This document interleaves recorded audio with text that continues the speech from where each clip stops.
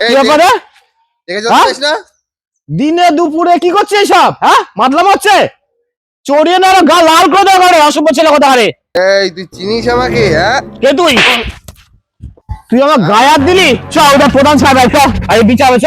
কিন্তু করে আমার এই লেখায় দাঁড়িয়ে মাঠে নস্তানি করছে। আর গায়ে হাত চ চ প্রধান গায়ে চ চ। এই যে প্রধান সাহেব ও মদ খেয়ে রাস্তায় মাতলামি করছে, আমাকে গায়ে হাত দিয়েছে। আপনি বিচার করুন আগে, ওর একটা ব্যবস্থা করুন। আপনি বিচার করুন একটা এর। এই এত বড় সাহস আমার এই জায়গায় মদ খেয়ে মস্তানি।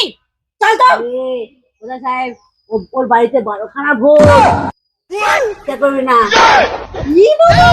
বাড়িতে 12খানা ভোগ। আপনি ব্যবস্থা করুন, শীঘ্রই ব্যবস্থা করুন।